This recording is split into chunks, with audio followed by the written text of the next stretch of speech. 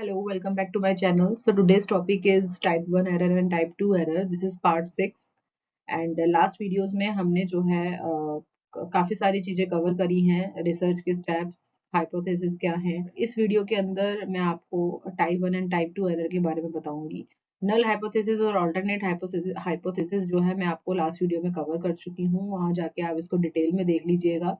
और अब स्टार्ट करते हैं video. This video is for B.Ed M.Ed UGC net students and this is presented by Tanvi, it's me. And so let's start. Error. So error क्या है? Okay, पहले मैं आपको थोड़ा सा जल्दी से एक शॉर्ट हम रिकैप ले लेते हैं हाइपोथेसिस का, नल का और अल्टरनेट हाइपोथेसिस का। तो हाइपोथेसिस क्या है? हाइपोथेसिस एक तरह का गैस है, एक आइडिया है, या आप एजम्पशन कह सकते हो कि तो ये हाइपोथेसिस है। ये एक तरह से प्रैक्टिकल और थ्योरी के बीच में ब्रिज का काम करता है और ये रिसर्च को हमें क्या देता है? डायरेक्शन देता है। अब हाइपोथेसिस के मैंने बहुत सारे टाइप्स आपसे डिस्कस करे थे, पर इसमें इस वीडियो में एरर के इसमें मुझे सिर्फ आपको दो ही हाइपोथेसिस के बारे में बताना है, that is null and second is alternate. ठीक है, नल और अल्टरनेट के बारे में आपको पता होना चाहिए। नल हाइपोथेसिस को हम H0 से डिनोट करते हैं, अल्टरनेट को हम H1 से डिनोट करते हैं। अब नल हाइपोथेसिस क्या है? ये जो होती है, it tells there is no relation between the two variables. और मोस्ट इंपॉर्टेंट थिंग, आपको वेरिएबल्स पता होना चाहिए इसके पहले। वेरिएबल्स आपको पता है, आपने पढ़े होंगे, वेरिएबल्स दो टाइप के हैं, डिपेंडेंट एंड इंडिपेंडेंट। ठीक है ना?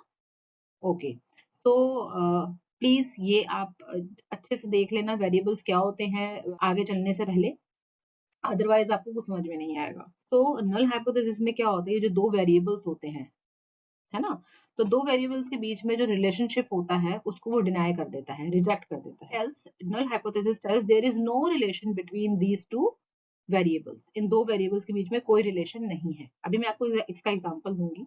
और ऑल्टरनेट क्या कहता है? अगर ये कहता है कि इन दोनों के बीच में रिलेशन जो है वो है, इन दोनों के बीच में रिलेशन है, लेकिन नल कहता है कि नहीं है। हम ये एज्यूम करके चलते हैं, मान के चलते हैं कि इन दोनों के बीच में रिलेशन नहीं है।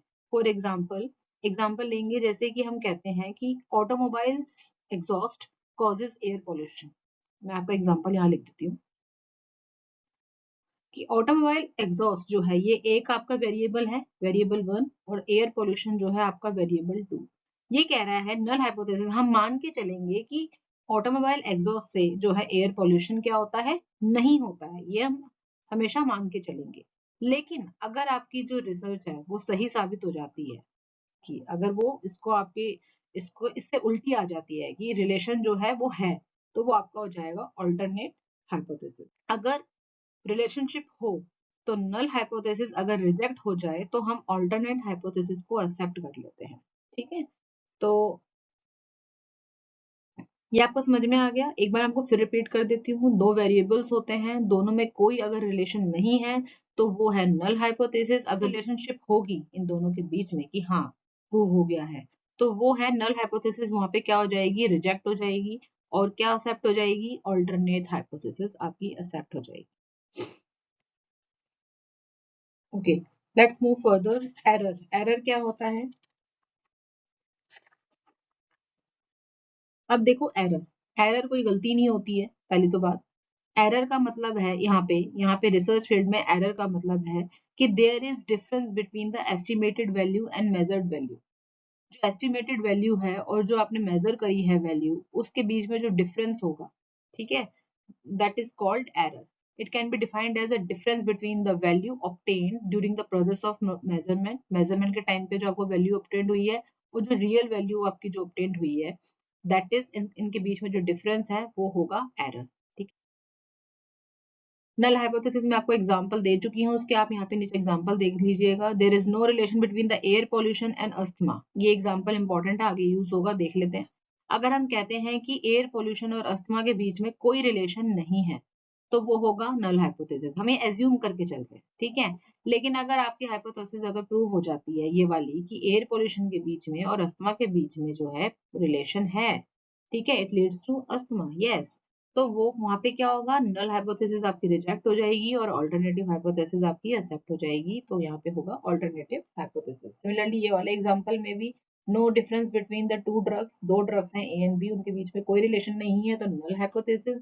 और अगर दोनों के बीच में हम कहते हैं कि drug A is better than drug B, यहाँ पे जो बेटर वर्ड आ गया है, ठीक है, इसका मतलब क्या है कि ड्रग ए को हमने कंपेयर कर दिया है बी से कि हाँ है ये बेटर है, पहले तो कोई रिलेशन नहीं था बट अब रिलेशन तो है क्योंकि बेटर है ये, ठीक है, तो यहाँ पे ये होगी ऑल्टरनेटिव हाइपोथेसिस। अभी मैंने काफी सारे एग्जांपल्स दे दिए हैं आपको, आई थिंक आपको समझ में आ गया होगा। अब हम आगे देखेंगे, तो सबसे पहले हम एक एजम्पशन लेंगे, सबसे पहले हम क्या लेंगे, एक एजम्पशन लेंगे। एजम्पशन हम लेते हैं कि air pollution can lead to asthma problem. हम ये एग्जांपल ले लेते हैं कि एयर पोल्यूशन से क्या है, अस्थमा प्रॉब्लम होती है, ठीक है। तो यहाँ पे क्या है, if there is no relationship, मैं लिख देती हूँ, वाइट कलर लेते हैं हम यहाँ पे, wait, no relation between two these two मतलब दो वेरिएबल्स के बीच में, ये वेरिएबल 1 है, आपका वेरिएबल 2 है, इन दोनों के बीच में अगर कोई रिलेशन नहीं है तो वो क्या होगी आपकी, नल हाइपोथेसिस, ठीक है, एच नॉट से डिनोट करते हैं, ठीक है। तो क्या होता है, if there is significant difference, अगर दोनों में रिलेशन है, yes there is a relation, तो वो क्या होगी आपकी ऑल्टरनेट हाइपोथेसिस। ये समझ में आ गया, ठीक है। आगे देखते हैं, नल हाइपोथेसिस के रिजेक्ट या एक्सेप्ट होने से ही टाइप 1 और टाइप 2 एरर का पता लगता है। अब आगे देखेंगे, अब आपको अगर ये क्लियर हो गया है कि नल हाइपोथेसिस क्या होती है और अल्टरनेट हाइपोथेसिस क्या होती है, तो अब हम आगे देख सकते हैं, हम आगे चल सकते हैं, टाइप 1 और टाइप 2 एरर्स क्या होते हैं, ठीक है ना, टाइप 1 एंड टाइप 2 एरर्स क्या होते हैं हम देख सकते हैं। तो टाइप 1 को पहले तो हम, टाइप 1 को हम कह सकते हैं अल्फा एरर, इसको हम अल्फा एरर भी कहते हैं, और टाइप 2 एरर को हम बीटा एरर भी बोलते हैं, ठीक है। अगर राइटिंग में आपको कुछ प्रॉब्लम हो रही है तो मैं उसका कुछ नहीं कर सकती, मेरी राइटिंग ऐसी ही है, तो आपको समझना होगा ठीक है, टाइप 1 को हम अल्फा एरर कह सकते हैं, टाइप 2 को हम बीटा एरर कहते हैं। अब यहाँ पे देखिए, अब हमें टेबल बनानी है, यहाँ पे क्या होगा, अगर नल हाइपोथेसिस जो है आपकी, जो आपकी नल हाइपोथेसिस है एच नॉट जो है, ठीक है, अगर वो आपकी क्या आई है, फॉल्स आई है, क्या आई है, फॉल्स आई है, और अगर मुझसे फिर भी रिजेक्ट कर रहे हैं, क्या कर रहे हैं, रिजेक्ट कर रहे हैं, तो आपका जो डिसीजन है वो क्या होगा, करेक्ट होगा। जो आपकी नल हाइपोथेसिस थी, मतलब कि इन दोनों के बीच में कोई रिलेशन नहीं था, है ना, अगर वो गलत आ गई, इसका मतलब वो क्या कह रहा है कि हाँ रिलेशन है, लेकिन आप रिलेशन को फिर भी रिजेक्ट कर रहे हो, तो वहां पे क्या है, आपका जो डिसीजन है वो करेक्ट है, क्योंकि आपने कहा था कि नहीं रिलेशन कोई नहीं है और आपने रिजेक्ट कर दी, है ना, तो आपका डिसीजन क्या हो गया, करेक्ट हो गया। तो हम कह सकते हैं नल हाइपोथेसिस अगर आपकी, अगर आपने कहा, अगर फॉल्स आ गई, ठीक है, और आपने क्या कर दी, रिजेक्ट कर दी, तो आप कह सकते हो कि जो आपका डिसीजन है वो क्या है, करेक्ट है, ओके, इस तरह से बनाएंगे।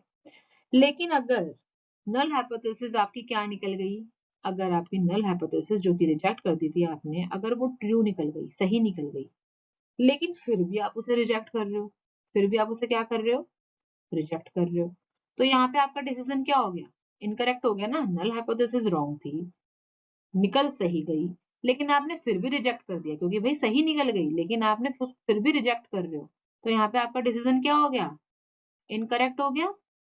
तो जो इनकरेक्ट होगा इसी को हम बोलेंगे, क्या बोलेंगे, यहाँ पे देखो, नल हाइपोथेसिस आपकी ट्रू निकल गई और आपने क्या किया, फिर भी रिजेक्ट कर दिया, तो क्या होगा आपका यहाँ पे, टाइप 1 एरर आ जाएगा।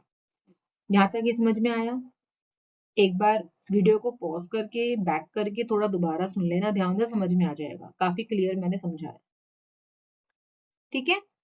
चलो नेक्स्ट देखते हैं, अब टाइप 2 एरर क्या होता है, इसी से एग्जांपल लेते हैं।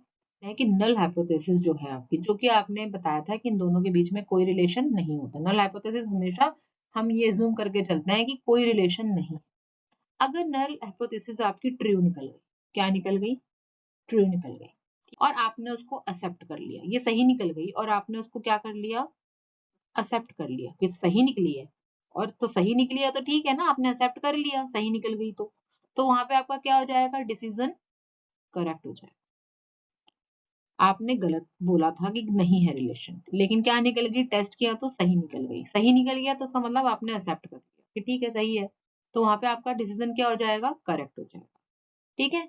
लेकिन अगर नल हाइपोथेसिस आपकी क्या निकल गई? फॉल्स निकल गई, और आपने उसको फिर भी एक्सेप्ट कर लिया, गलत थी और वो गलत ही निकली। ठीक है, और सॉरी, वो गलत थी और वो क्या निकल गई? उल्टी निकल गई। राइट।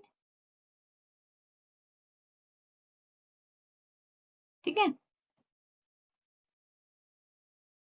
नल हाइपोथेसिस यहाँ पे आपने कहा था कोई रिलेशन नहीं है, और वो फॉल्स, गलत निकल गई कि रिलेशन मतलब निकल गया।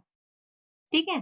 और आपने उसको एक्सेप्ट कर लिया, गलत को भी, ठीक है, उल्टे को भी। एक बार मैं दोबारा समझा दूं? ठीक है, ये वाला पॉइंट मैं आपको दोबारा समझा देती हूँ, एक बार देख लो। ये थोड़ा है, इसमें कंफ्यूजन बहुत होती है बच्चों को इस वाले पॉइंट में। ये जो रिजेक्शन एक्सेप्टेंस है, इसमें बच्चे बहुत ज्यादा कंफ्यूज होते हैं, तो एक बार मैं फिर से बता देती हूँ।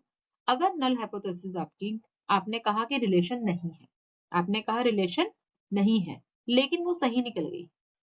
क्या निकल गई? सही निकल गई। मतलब जो आपने कहा रिलेशन नहीं है, और आपकी टेस्टिंग करने पे सही निकली, उसने भी कहा कि रिलेशन नहीं है, लेकिन आपने एक्सेप्ट कर लिया। तो ये तो बहुत आसान सी बात है। नहीं थी रिलेशन, उसने कहा हाँ नहीं है रिलेशन, आपने एक्सेप्ट कर लिया, तो डिसीजन क्या हो गया? करेक्ट हो गया। ये तो बहुत सिंपल है।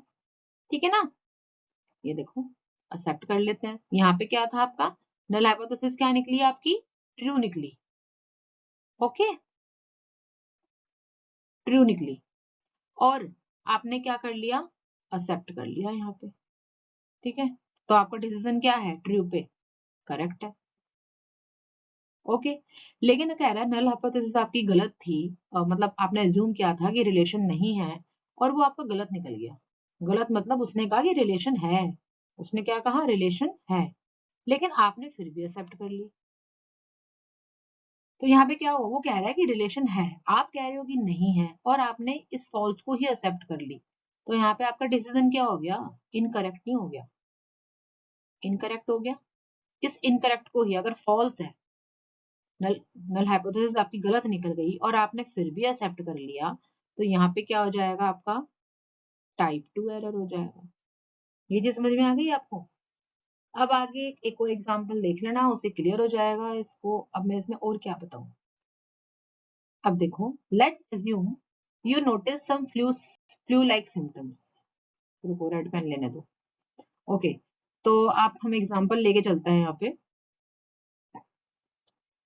कि आपको फ्लू लाइक सिम्टम्स हो रहे हैं और आप हॉस्पिटल गए और आपने टेस्ट कराया, तो आपको क्या निकला? पता चला कि आपको मलेरिया है।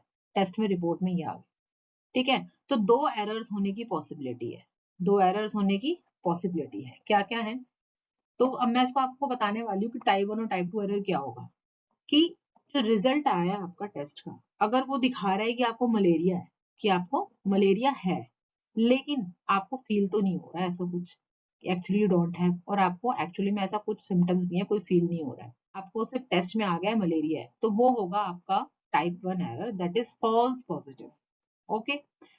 और अगर टेस्ट के रिजल्ट्स अगर जो है वो इस तरह के आ गए that you don't have malaria, कि टेस्ट में क्या आ गए कि आपके पास मलेरिया नहीं है, लेकिन आपको सिम्टम्स तो हो रहे हैं, आपको फील तो हो रहा है।